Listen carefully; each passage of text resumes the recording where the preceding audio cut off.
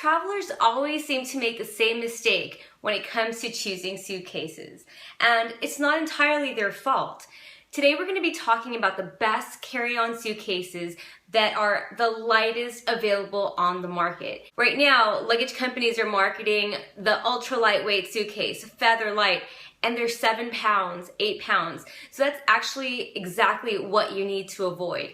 So today I'm going to help you figure out how to choose the best lightweight suitcase, and I'm going to show you some of my favorite ones. So the guideline, if you're choosing a carry-on, make sure that it's between 3.5 to 5 pounds, so about 2 kilos. If you're looking for check bags, try to look for check bags that are between 5 to 8 pounds, no more than 10 pounds for a check bag, because if you're checking a bag, and let's say you have 50-pound allowance, not that you need it, then in that case, you'll pretty much a fifth of your weight allowance will all be going in your suitcase. Remember, the lighter the suitcase, the more of your own stuff you can bring. We'll get started with the Samsonite Firelite.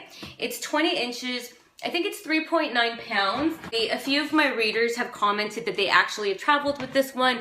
They have it, and they're really impressed with how light and durable it is as well. It's 4 wheels. Extremely light. It has actually the locking system already built in. Inside, I love the color contrast of this suitcase. So this actually is a hard side that opens up, so you have half the space. A little pocket, a little stash pocket. I personally prefer luggage that doesn't really have compartments, because it means that I get to plan out my space the way I want it to.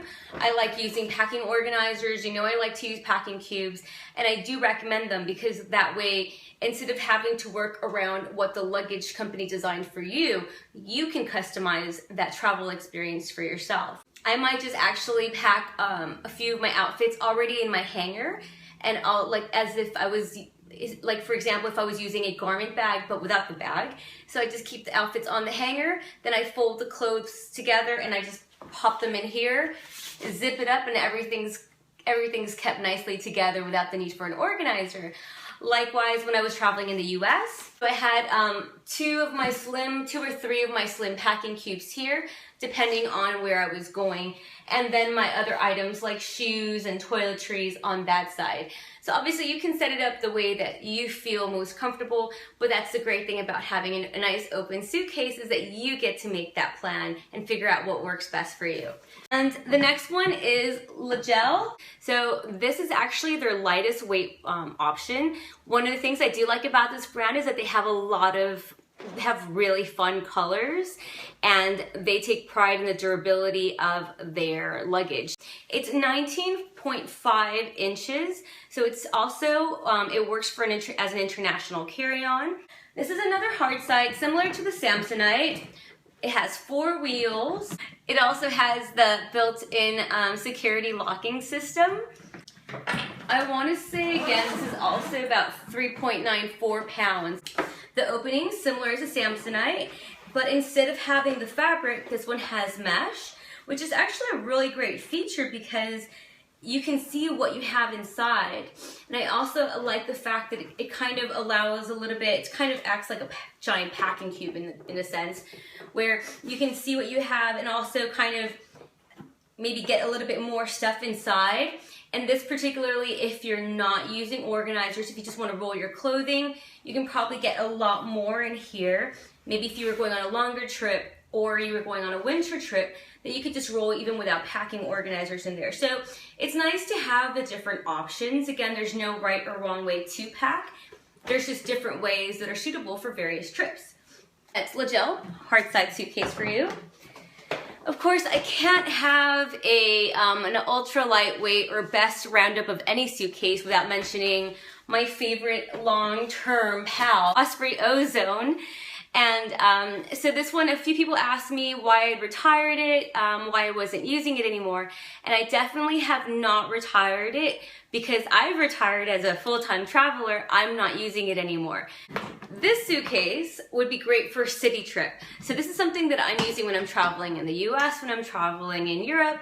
But this suitcase, if I'm in, you know, these are great for shorter trips. But as a long-term traveler, when I was traveling full-time, or if I'm gonna be going for weeks, months, years, then this is great because it's durable, it has 2 wheels, it has all these extra features that I really like.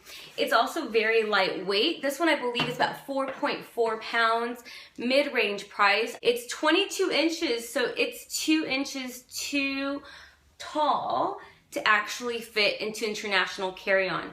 I was able to use this as a carry-on bag in Southeast Asia on AirAsia without any problems. Even though it's a little bit too big, they didn't say anything. The great thing about the bag, even though it's soft side, is that it has these compression straps.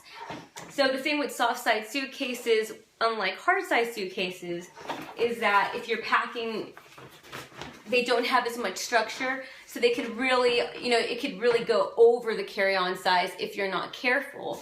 So this is where the compression straps come into play, because you can just tighten them and they'll bring things right in. And that's what I did when I went on the AirAsia flight, and it worked out quite well. It's my favorite brand. I've spoken about it tons, and I have a whole review just about this bag. So I'm gonna try not to spend the whole time talking about it, but it's absolutely fantastic if you are looking for something more for long-term travel, for rugged travel, and if you're planning to get off the beaten path, because it has these really hardcore off-roading wheels. And this is great. For me, for Southeast Asia, South America, Central America, I would always travel with a bag like this. I would not use a bag like this unless I was only staying at hotels and taking taxis from place to place. So this suitcase might not be suitable for everybody, because not everybody's types of travels are the same. But for more adventurous, maybe budget travels, and this is great because then you're going and you're not staying in hotels as often. A few quick features. Love the different things. It has the exterior pockets here in the front. 2 of them.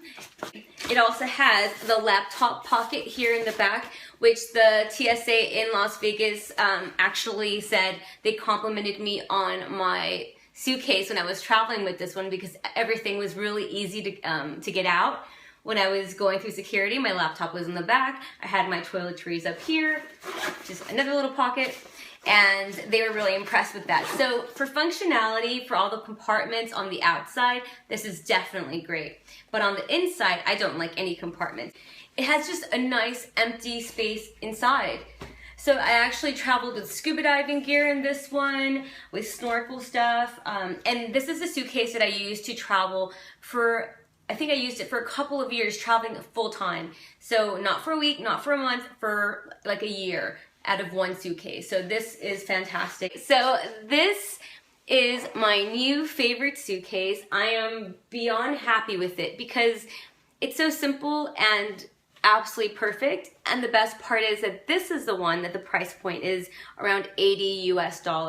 It is 19 inches, so it's definitely an international size carry-on bag. This is a soft side suitcase, 1 compartment here in the front.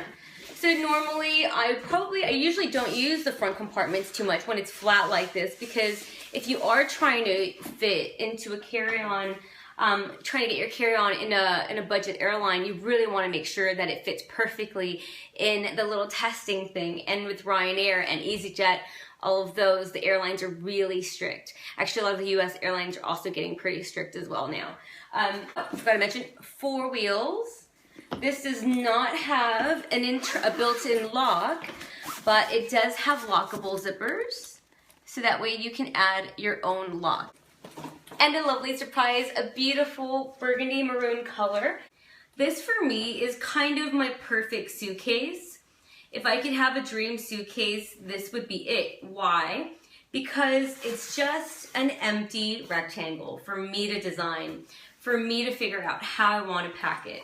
And it's going to fit into, you know that it's going to fit. There's not going to be any questions about it, so long as you're not overstuffing it at the top. This is perfect. I know in here that I can place 1, 2, 3 slim packing cubes, maybe shoes, and then a toiletry bag here and a couple of other things. I like to have that option, or maybe lace a couple of packing cubes on top of each other here and then, you know, work accordingly. But I like having that freedom of making a suitcase fit and be tailored to my own trip. And that's why I personally prefer nice open suitcases this way. You can find these and a few more options listed on the Travel Fashion Girl blog. I just wrote an article about it called The Best Lightweight Suitcases. There's actually a comparison chart so that you can see the different sizes and the different weight as well. Thank you so much for tuning in today. My name is Alex with Travel Fashion Girl, and I look forward to seeing you next time. Take care, and thank you very much for tuning in.